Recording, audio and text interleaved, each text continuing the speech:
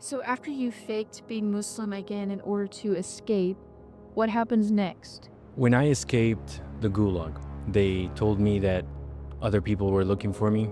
So other groups wanted to kidnap me to do the same thing over and over. I couldn't go back to my apartment. I had lost my job. I used to be a flight attendant. They also took my passport so that I do not escape. And the plan was when I recover, because they knew I was not well when I left. Once I recover, the plan was to send me away from the country's borders, because where I was living, it was near the country's borders.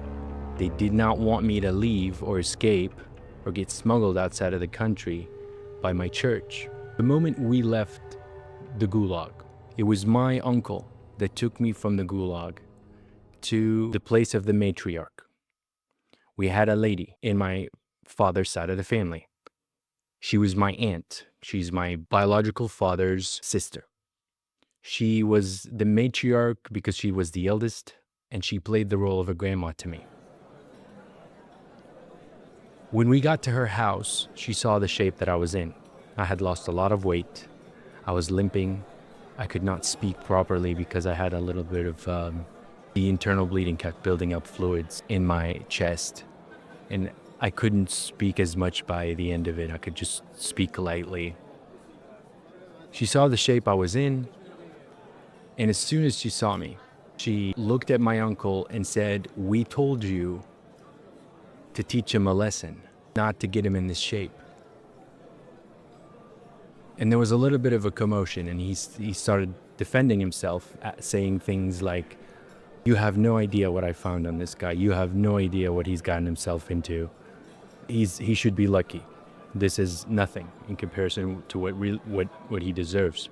I remember everybody in my family kind of being shocked that I was in the shape that I was in, because supposedly when the elders had their meeting, when tribes were talking, and when they had to make a decision, the decision was to punish me, to teach me a lesson. But then it got out of hand when they found out a lot more. They found out that I was in fact talking to foreigners. They were part of my church. I was talking to foreigners that weren't part of my church, that weren't even believers. I had more of this freedom of conscience that wants to break out. I did not just take whatever they told me. I responded back. I debated. I asked questions. All of that plays into this perception of me as somebody who deserves a lot more. From that point, I went to my extended family member's house on my biological mother's side. I stayed at their house because I couldn't go back to my apartment anymore. I had to lay low. I couldn't roam around in the city as much as I wanted to. I couldn't leave out of that territory. I had no phone. They took my phone. They took my passport. And they said that they were in the process of registering me in the system in case I wanted to get a ticket, fly out, or cross any border legally. The system will capture me as a criminal, and then I won't see daylight again, and that would be my last chance, because that would prove that my conversion was fake. The second day, I went to the hospital. My cousins took me to the hospital, and we went into the ER. What's wrong? I said I can't breathe well. I can't turn on my right side when I'm sleeping. I don't breathe well. I'm limping. It's just I don't feel okay. So they took x-rays of me. And when they took x-rays of me, they brought in the medical crew. A bunch of doctors came and stood around my bed in the ER, and they started asking me questions. What happened to you? How could this have happened to you? This is before they told me what was going on. I told them, "Oh, I fell." "How long?" 2 weeks ago." "Okay." "You have internal bleeding. 1 or 2 days. If you stayed 1 or 2 days without coming here, your heart could have stopped. Something could have happened to you. You would have died." That is how bad my situation was, and I wasn't aware of it. So they called a surgeon They transferred me to an ICU room where they had to do a procedure, something about a hemothorax extraction or something. The procedure is when they try to extract any fluid buildup in your chest due to the internal bleeding. By doing that, they help pressurize your chest back and your lungs go back to work normally. The surgeon guy came in wearing a Hawaiian shirt. He told me he was with his wife. He was having dinner with his wife, and he was called in as an emergency. I apologized to him, and he said, "That's okay. It seems like you really need it." I could never answer them and tell them that I was kidnapped, I was captured, and all of that. I don't know if the medical crew that are supposed to be medically inclined, zero ideology, zero religious allegiance, I didn't know if the stakes were too high. I couldn't say.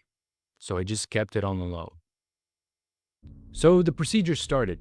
They did local anesthesia. They opened a tiny incision on my right side, and they slowly, I remember he used his finger and he just kept wiggling through my ribs, and that was painful. He kept wiggling through my ribs to make a channel, to make a path for what he's about to pierce me with. And it was this long tube, this long see-through, kind of hard plastic tube that they're supposed to put inside. And as soon as they put it inside, it just starts sucking out all the fluids. I had to keep my arm up, and I remember him wiggling his finger, and at some point he puts the tip of the tube and starts kind of like wiggling a little bit and pushing in, and it wasn't pushing. It was not pushing properly. And I can hear the stress in his breath. He started piercing more and more forcefully, and I remember my entire torso moving left and right with my right arm up, and I'm looking up at the ceiling. And it's as if God is telling me, share in my suffering, my son, share in my suffering. And I'm tearing up, and I'm saying, okay, Lord, okay, Lord. And then suddenly the tube goes into my chest, and there's this sense of relief. I can breathe. It was beautiful. And I remember my eyes were fixed on the ceiling when that happened. My mouth is open. It's as if I'm shocked. I'm able to breathe again. My lungs automatically took over. But something really important happened here. As soon as he pierced me, you know what was flowing out?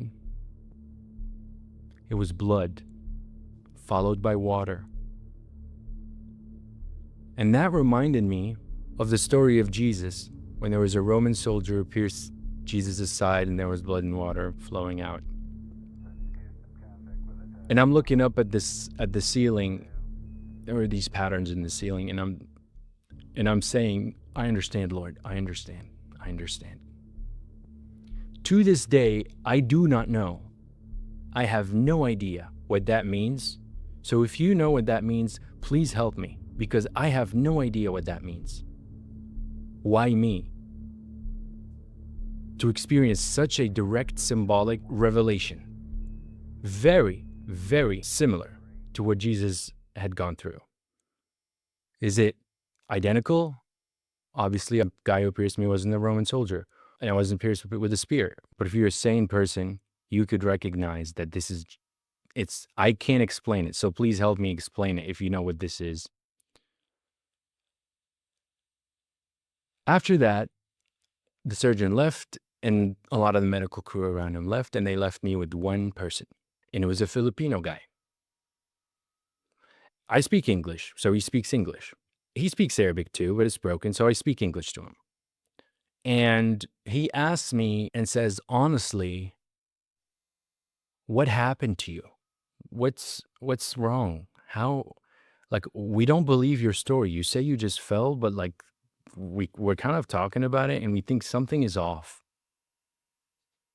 And there's this kind of like sense of peace in me. So I ask him, can I trust you? Can I trust you to answer you? Would you give me your word that no matter what the answer is or the reason is, and even if you disagree with it, That you're not going to tell anyone else and that you're not going to get me in trouble more than I already am? He said, yes, you have my word. So I told him, it's because I'm a believer. He said, what do you mean? I said, I believe in Jesus. I'm Christian. And he said, how? No way. No way you are. This doesn't exist here. Nobody is. And I told him, you're wrong. Many of us are. But we have to hide underground because the government is hunting us all. And look at me now. This is the situation that I am in. This is why we don't exist publicly. Our belief, our faith, our freedom of conscience, our freedom of expression, freedom of thought is suppressed by the religious government that wants to portray everything as if it's just theirs. Closed systems, control, tyranny, authoritarianism. He didn't believe me still. He asked me, I still don't believe you. Prove it to me. I said, let's talk about the Bible. We started talking about the Bible, and he was convinced that I am a believer. I know what I'm talking about. Someone who knows that much of the Bible. I'm not a theologian, but I know much of the Bible that the regular person from that society wouldn't know. A regular Muslim wouldn't know. And that's when he told me that he's a believer too. He is Mormon. I didn't know what Mormon was back then, but he told me what Mormon was. Surprisingly, the majority of the medical staff, nurses, technicians, were believers, were Christians of all denominations, and were Filipinos.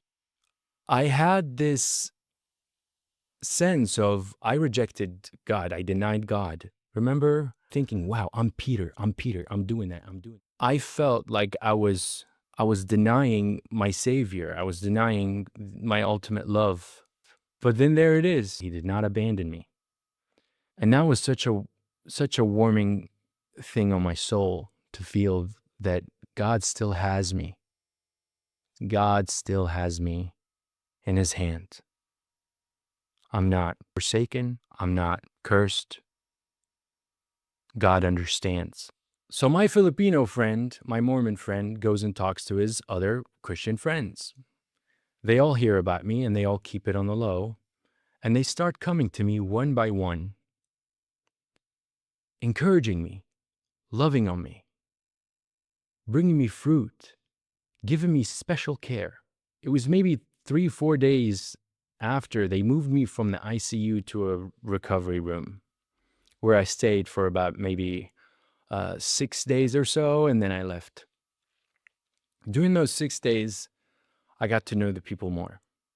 And during those 6 days, I gained my strength after the procedure, and I could walk around with this square, see-through box where all the drainage was falling to.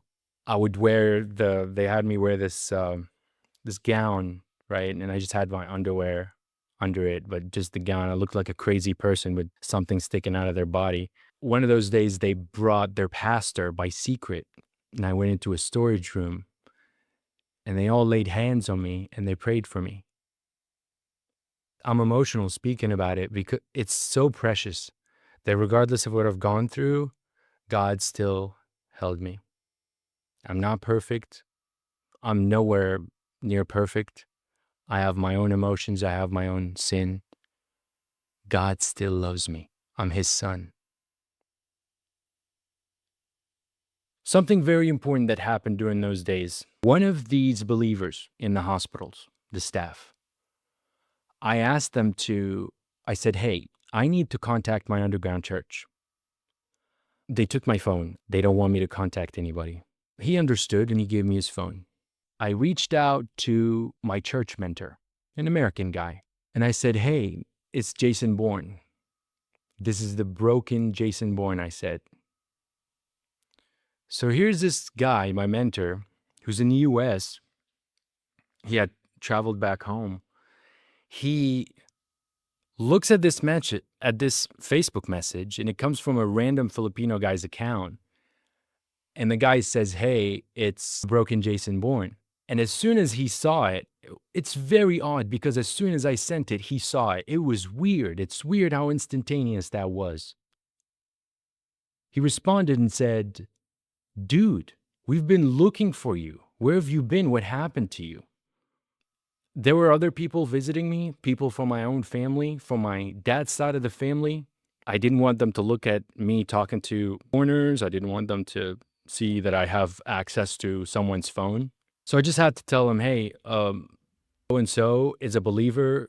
This is amazing. They'll tell you all about it, but they're going to be the bridge between you and I from this point because I can't access anything. But they took me.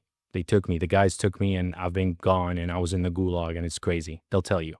Surprisingly, one of my family members, the daughter of my uncle, saw me speaking to one of the nurses. She went and told her dad. Later on, I'll tell you what happened about it. So the bridge communication kept happening between this Filipino guy and my mentor. We kept that guy as my medical nurse, my type of the person that's taking care of my health. They can't say no to that. That's their job. So it was okay for me to have some of my chill family members at the beginning reach out to them. For example, I can talk to one of my cousins, say, hey, I need to reach out to my nurse and ask them about my wound or something. I would then ask, hey, what's going on? Is anything happening? How can we talk? Once I left the hospital, the restrictions got a little bit reduced. They gave me like an old phone that doesn't allow you to access the internet, the browser or whatever. It's like, think like really like old Nokia phone, like very old. And I could text. I had a new number. I could just text. I could text people. I was monitored. The extended family members' house I was staying at were delegated the task of watching over me, making sure that I do my prayers 5 times a day, making sure that I'm not talking to anybody and I'm not acting up and that I'm not leaving to places they don't know about. They called me back into my matriarch's house and they said the elders would want to talk to you. They want to talk to you about your plan, what's planned for you from now on. I go to my matriarch's house. I meet her. She's kind to me, surprisingly. And again, my uncle comes through and she does the same thing she did whenever we first left the gulag. She tells him, look at him. See, he's gone through all this. He's gone through the hospital. He's gone through all that. And he's getting frustrated because he wants to tell everything, but it's not family friendly. It's his work. He can't tell a lot. And he ends up being very frustrated and in a commotion with the matriarch and with other family members who have to support the matriarch. It's politics. And I go to a bedroom and I lay down because I need rest before the meeting happens. He comes into the bedroom alone. He stares at me and he says, you're acting like you're cute. You're acting like you're a victim. They don't know what I know about you. You don't deserve to live. If you say anything like that or if you keep acting like that, do you remember where you were? You remember that gulag? He called it gulag in Arabic. Do you remember that gulag? You know how it looked like, right? You will go there and you will never come out. Don't act like that. I look at the guy as if I am dead on the inside. I wasn't reacting. I wasn't scared. I wasn't crying. I was just laying in my back with my head tilted forward and I'm looking at him like, and then he just left. It's more frustrating to a bully when you do that, when you don't react. Now it's time for the meeting. They sit me down. They say, listen, we, the men here, the masculine machos, the testosterone, the guardians of Allah, the guardians of the honor of the family and the honor of the nation in front of the other Muslim nations. You will not stay here. As soon as you recover from all of this, you will be sent to somewhere in the middle of the country, like miles and miles away, where you will work in some construction shop. You will attend an Islamic institute. and you will read the Quran and you will be Islamized. That is the life that is drawn to you now. Maybe we'll force you into a marriage, force you to have kids so that you chill. As soon as you recover just by a tiny bit, you're going to go. And we're talking like maybe a month. Again, they didn't want me to be next to the borders. And it was then when my uncle says to me that whatever you try and do, you fail. If you try and leave and you fail, we will punish you to the maximum extent and then kill you. And if you happen to escape, if your friends, the foreigners, help you escape somehow, and you manage to do it, we will submit a request to the Interpol and frame you as a terrorist, as a criminal, and we will bring you back. Supposedly, they actually do use such things to bring dissidents back. They try to frame dissidents, people that they don't like, people that have free conscience, people that have this freedom of expression. They hate it. So they frame people as international criminals to get them back after they have escaped. Many of the times it fails, but they've succeeded. There's many records of them succeeding in the past. When they said that to me, I knew they were bluffing. I knew what the Interpol was like. I knew what their capabilities were like. They could try and use that for the Interpol, but the Interpol would look into, they do open research, they look into who you are. Is this real? Is this not? There's a step of screening that they have to look into before they could just launch like a crusade to get you back and to implement what the religious government wants against you as a human being. They don't necessarily do that, especially if the country has a record of being brutal with human rights and liberties, or if it's just a mess, or if it's just known, no matter what the country is, if it's just known for being a religiously run government, they usually have to be more sensitive with such claims. But what was concerning to me is the fact that they're going to put my name, my passport that they already have, on their immigration screening system. So in case I get a flight ticket or I need to travel outside, they'll capture me on my way out. And that's where it left me. I was alone, in fear for my life, in fear of being enslaved to that lifestyle, to that identity. It's humiliating. I'm fatherless. My family disowned me. They were okay if something bad happens to me to the extent that I die. They accepted that something could happen. The matriarch of my family said, no, we told you to just punish him. It doesn't matter. Punishing me at that level could have just killed me.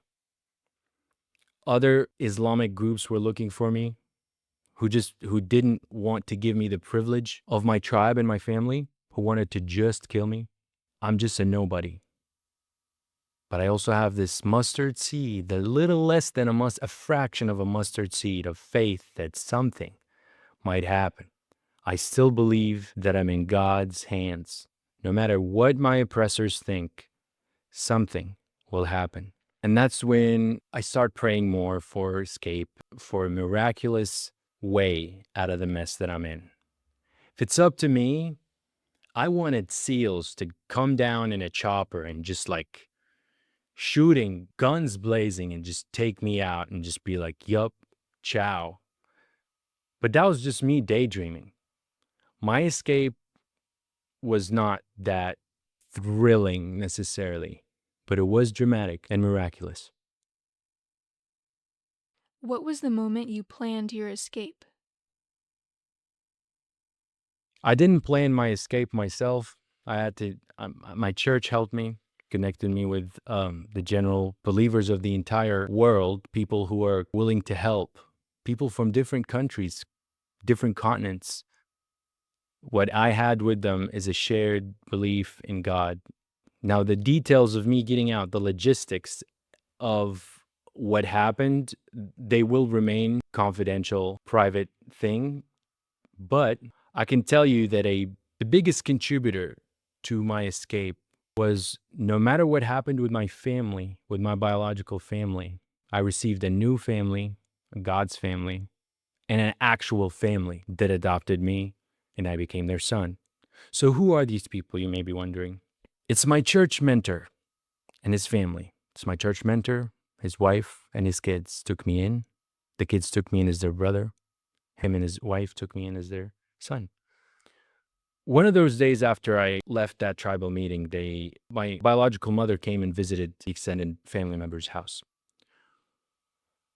I was sitting on the floor with my right shoulder in a strap. I remember looking at my biological mother and telling her, "How could you do this to your son? How could you approve of such a thing? I could have died. I've gone through so much. I could have died. And look at what's being drawn in front of me. Is this the life you wanted for me, your son?" My biological mother looks at me in the eyes and says, "You don't deserve to live, my son, if you're not Muslim." Can you believe it?